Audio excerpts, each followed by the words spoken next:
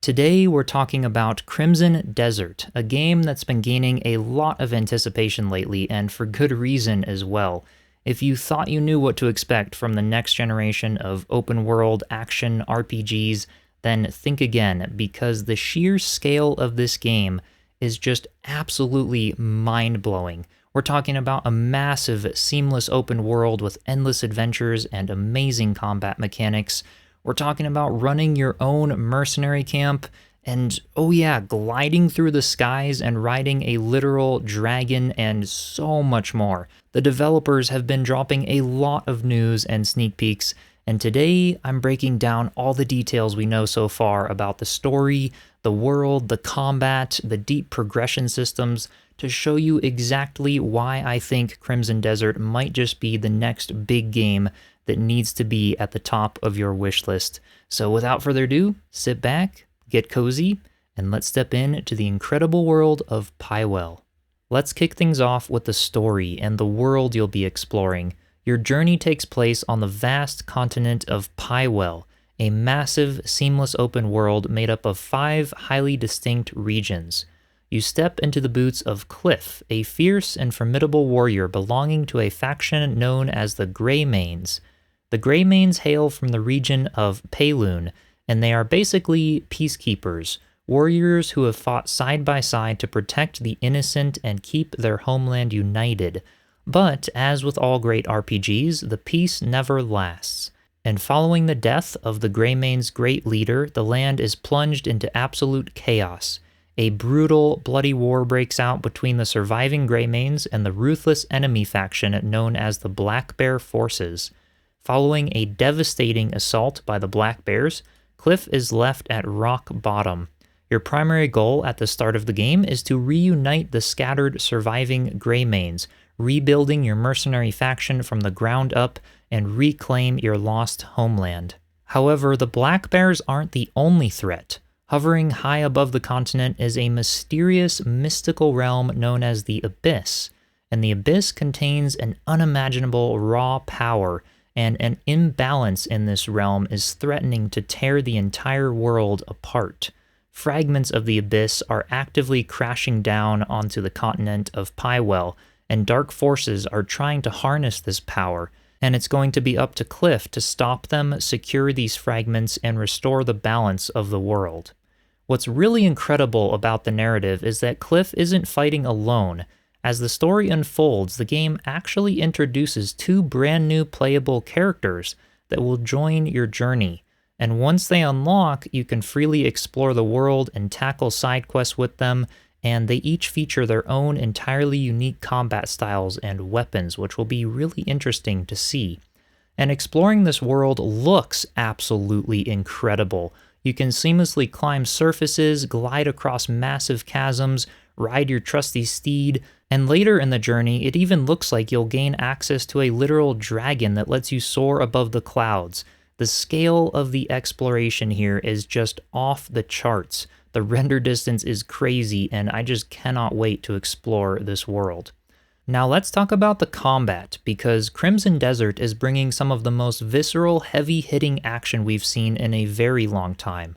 This is not your standard floaty hack and slash. The combat here is grounded, explosive, and highly physics-based, at least by the looks of it so far.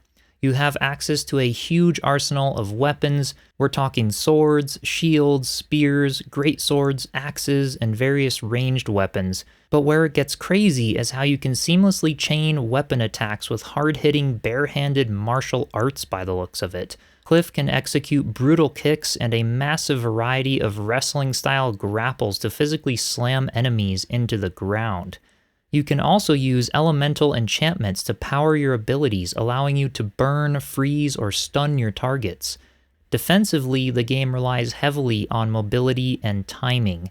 You can slide, dodge, execute perfectly timed guards to open up enemies for devastating counterattacks, allowing you to keep up an aggressive, relentless pressure on the battlefield. But remember how I said Cliff starts at rock bottom after the Black Bear assault? You actually have to build your power back up from scratch. Progression is tied directly to exploration. As you explore, complete quests, and defeat powerful enemies, you will gain those fragments of the abyss we talked about earlier, known as artifacts, and these artifacts are used to increase your core stats like health, stamina, and unlock new combat skills. Interestingly, some skills can't just be bought in a menu, you actually have to observe them firsthand out in the open world to learn them. You'll be using all of these upgraded skills against a massive variety of epic bosses. There are human warlords, ferocious beasts, machines, sorcerers, and the coolest part, defeating these bosses will occasionally reward you with equipment that actually grants you their signature abilities. Now, if you need a break from slamming enemies into the dirt, Crimson Desert offers an incredibly deep lifestyle and camp management system. Your main base of operations is the Greymane camp in the region of Hernand. This isn't just a fast travel point. As you gather the funds and resources on your journey, you will physically expand and upgrade this camp. You can prepare meals, buy provisions, even work on your own farm and ranch to produce crafting resources.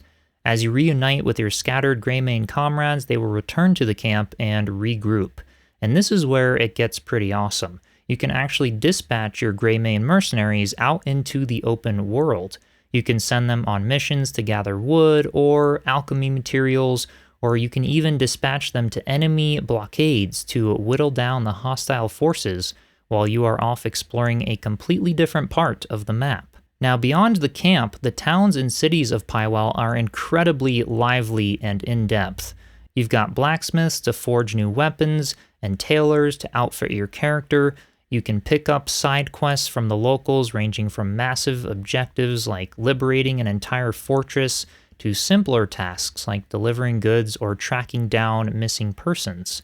But you have to be careful because Crimson Desert features a strict law system as well. If you commit crimes or harm innocent residents, the city guards will turn hostile by the looks of it, and you'll be forced to fight your way out or pay a hefty bounty, or actually serve time in jail, which will be interesting to see how that works.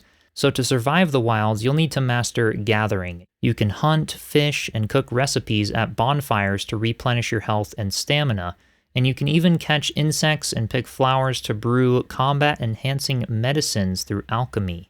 And for the fashion lovers out there, the customization here is top tier. At your camp, you can change the hairstyles, adjust tattoos, and use dyes found in the open world or brewed through alchemy to completely customize the colors of your outfits and characters. Crimson Desert has been shaping up to be an absolute masterpiece.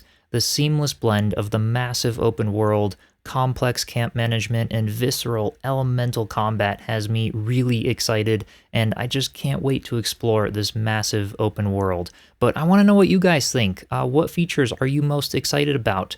Do let me know in the comments, and be sure to hit that like button and subscribe if you'd like to see more Crimson Desert on the channel. And with that, I will see you next time. Cheers.